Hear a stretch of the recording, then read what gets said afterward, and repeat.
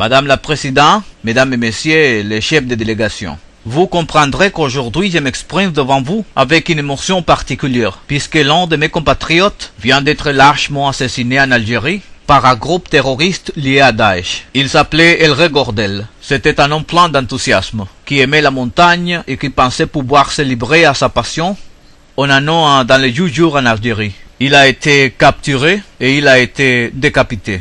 Maintenant, ce que le terrorisme fait, il ne le fait pas qu'en la France. Il y a encore quelques jours, c'était Américains, Anglais qui étaient touchés par la même barbarie. Ces groupes et ces groupes-là, Daesh, ne frappent pas seulement ceux qui ne pensent comme lui. Ils frappent des musulmans, ils frappent des populations civiles, ils frappent des minorités, ils violent, ils tuent. Voilà pourquoi les combats que la communauté internationale doit mener contre le terrorisme ne connaît pas de frontières. Et c'est le même drapeau qui doit être porté, celui des Nations Unies, celui des valeurs sur lesquelles cette organisation a été fondée. La dignité humaine, la liberté, les regards que nous savons avoir sur le monde des demandes, en monde de justice. La France est pleinement engagée dans ces combats-là. Elle a été en Afrique quand elle était appelée en Mali. Elle a été rejointe heureusement par beaucoup de pays africains, européens, maintenant les Nations Unies. La France est engagée, chaque fois il y a un risque. Mais aujourd'hui est en Irak et aux Syrie que cette menace existe. Elle ne concerne pas que cette région, puisque le groupe Daesh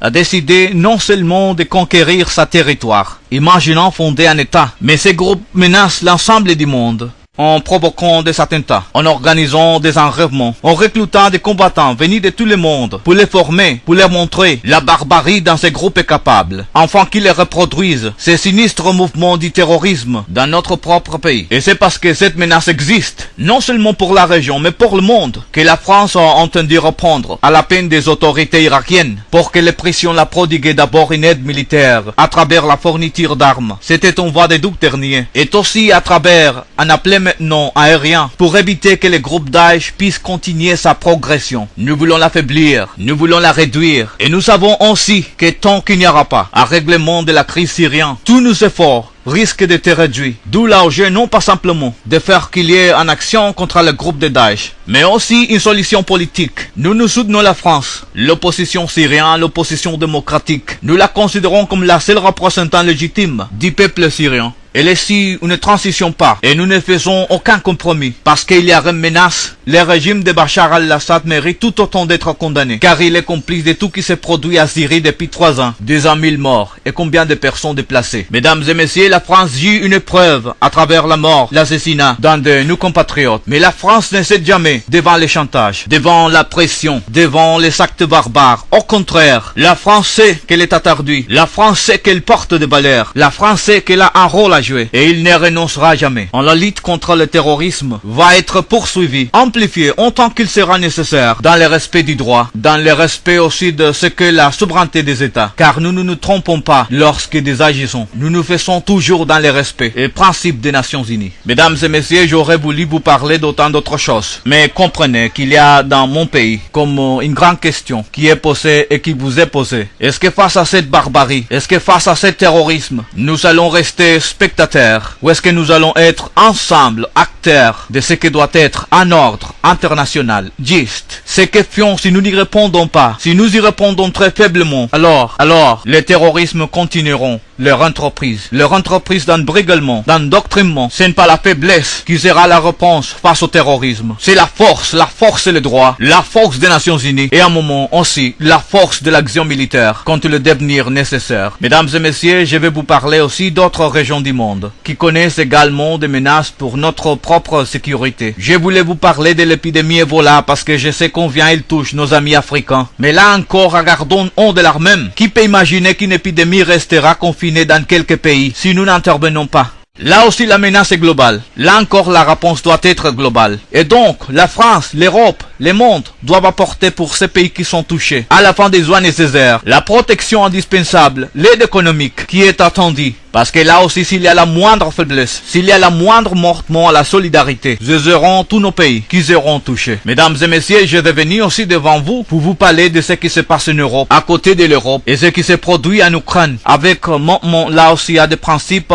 de droit international. Mais l'enjeu aujourd'hui, même en Europe, c'est la paix et le faire en sorte que le cessez-le-feu intervenir puisse transformer en un règlement durable de ces conflits. Au Caire continue d'être par rien, pas aucune menace. Tout est fragile, tout est précaire. Tout est vulnérable. À nous devant la même conscience des risques, des dangers, des périls qu'est le monde de la Seconde Guerre mondiale. Et nous ne pensons qu'il n'y a simplement à faire un devoir de mémoire, mais un devoir d'avenir, à savoir quel monde nous voulons. Et le monde que nous voulons, et c'est le dernier point que je vais ici évoquer, le monde que nous voulons doit être celui d'un changement climatique. Parce que les désordres actuels, là aussi, menacent non seulement notre génération, mais bien sûr celle qui nous suivra, menacent notre propre sécurité car il y a aujourd'hui plus de déplacés. À cause du dérèglement climatique, qu'à cause des guerres qui sont pourtant, hélas, tellement intenses, tellement meurtrières sur notre planète. Alors la France a pris là aussi sa responsabilité. Elle a décidé d'organiser la conférence sur le climat en décembre 2015. Je me félicite qu'ici même, grâce au secrétaire général Ban Ki-moon, il y ait eu ce sommet qui a permis de mobiliser les consciences, les États, les institutions financières, les entreprises, les sociétés civiles, de nombreuses participations ont eu lieu parce que nous devons réussir. La conférence de Paris, non pas parce que c'est à Paris, mais parce que c'est la rendez-vous que le monde avait lui-même. Il y a des instants, des périodes dans l'histoire où nous pouvons décider. Décider non pas par simplement pour nous-mêmes, décider pour l'humanité. Ce moment-là est venu. Et donc, à Paris,